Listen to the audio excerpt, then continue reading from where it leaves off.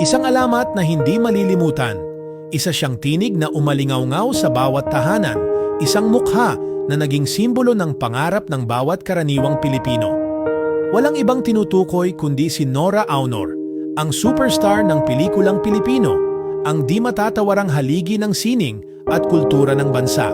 Mula sa kanyang kabataan hanggang sa pagiging isa sa pinakamahahalagang pangalan sa kasaysayan ng entertainment industry, si Nora Aunor ay isang kwentong punong-puno ng hirap, pagsubok, tagumpay, at walang hanggang pagmamahal ng sambayanang Pilipino.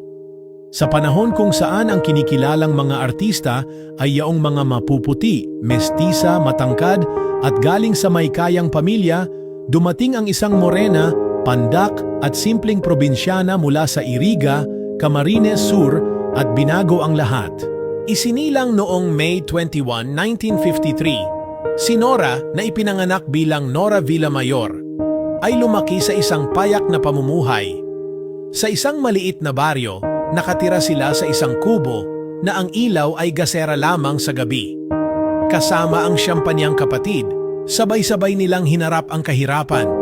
Madalas siyang pumasok sa eskwela ng nakayapak at para makatulong sa pamilya, nagtitinda siya ng mani at tubig sa mga bus at istasyon ng tren. Ngunit sa kabila ng lahat, may taglay siyang hindi matutumbasan ng salapi, isang tinig na tila biyaya mula sa langit. Noong 1965, sa edad na 12, nagsimulang marinig ang kanyang pangalan nang manalo siya sa Darigold Jamboree Singing Contest at the Liberty Big Show sa Naga City. Dahil dito, naengganyo siyang sumali sa mas malalaking patimpalak. Bagamat nabigo siya sa unang sabak sa tawag ng tanghalan, hindi siya sumuko. Sa halip, bumalik siya noong 1967 at sa edad na 14, itinanghal siyang kampiyon sa Grand National Finals ng nasabing paligsahan. Ang premyong 200 pesos noon ay katumbas na ngayon ng halos 21,000 pesos kung isasaalang-alang ang inflation, isang malaking halaga para sa isang batang katulad niya. Hindi naman agad-agad naging artista si Nora matapos nito. Dumanas din siya ng maraming maliit na role at guest appearances.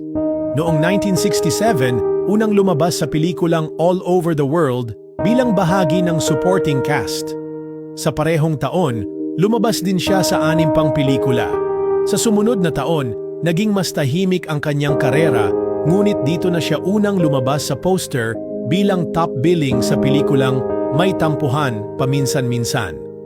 At noong 1969, kasabay ng pag-angat ng kanyang kasikatan, ipinanganak ang tambalang Guy and Pip kasama si Tirso Cruz III na siyang nagbukas ng bagong yugto ng kanyang buhay bilang bahagi ng pinakasikat na love team ng kanyang henerasyon. Ang tambalang Guy and Pip ay naging bukal ng ligaya para sa mga Pilipino.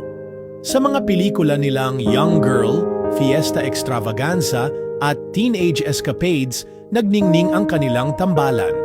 Noong 1971, nang ipalabas ang pelikulang Guy and Pip sa Manila Film Festival, ito ang naging top grosser at tumagal sa mga sinehan ng 6 na buwan, isang patunay sa lakas ng hatak ng kanilang tambalan. Ngunit marahil ang pinakatampok sa lahat ay ang pag-usbong ng isang di pangkaraniwang anak ng tambalan, ang manikang si Maria Leonora Teresa. Isa siyang 3-foot ceramic doll na itinuturing na tunay na anak ng Guy and Pip, pinagkakalooban ng mamahaling damit, alahas, at fan letters. Maging ang kanyang pananamit ay minamataan ng mga tagahanga bilang batayan ng estado ng relasyon ni Nora at Tirso. Ngunit higit sa kasikatan ng kanyang tambalan, si Nora Aunor ay pinatunayan ang sarili bilang isang aktres na walang katulad. Sa taong 1972, nominado siya sa FAMA's Best Actress para sa A Gift of Love. Sumunod-sunod ang kanyang nominasyon: Paru-Parong Itim, 1973, Fe, Esperanza, Caridad, 1974, Banawe, 1975, na nagpapakita ng kanyang walang kapantay na kakayahang umarte. Hindi lang sa Pilipinas, kinilala ang kanyang talento. Si Nora Aunor ay kauna-unahang Pilipinang aktres na ginawaran ng Best Actress Honors sa 5 kontinente. Sa Africa, nanalo siya sa Cairo International Film Festival noong 1995 para sa The Floor Contemplation Story. Sa Asia, sa Malaysia noong 1997 para sa Bakit May Kahapon Pa. Sa Europe, pinarangalan siya sa Brussels International Film Festival noong 2004 para sa Naglalayag. Sa Australia, sa Asia Pacific Screen Awards noong 2013 para sa Thy Womb. At sa North America, kinilala siya bilang isa sa 10 Asian Best Actresses of the Decade noong 2010 sa Hollywood. Bilang isang aktres, naging bahagi si Nora ng mahigit 180 pelikula sa loob ng mahigit 5 dekada. Mula sa mga musical comedy patungong matitinding political drama, walang genre na hindi niya napaikot sa kanyang kakayahan. Sa mga obra tulad ng Inaka ng Anak Mo, 1979, Bona, 1980, Bulaklak sa City Jail, 1984, at higit sa lahat, Himala, 1982. Ginampanan niya ang mga karakter na naging salamin ng lipunan. Ang kanyang linyang Walang Himala ay nanatiling isa sa pinaka-iconic na linya sa kasaysayan ng pelikulang Pilipino. Dahil dito, kinilala siya bilang National Artist for Film noong 2022, ang pinakamataas na pagkilala sa sining sa bansa. Sa tinig na umantig sa puso ng madla, sa mga matatkilos na nagsalita ng higit pa sa anumang dialogo at sa bawat karakter na kanyang isinabuhay, si Nora Aunor ay hindi lamang superstar, isa siyang haligi ng kulturang Pilipino.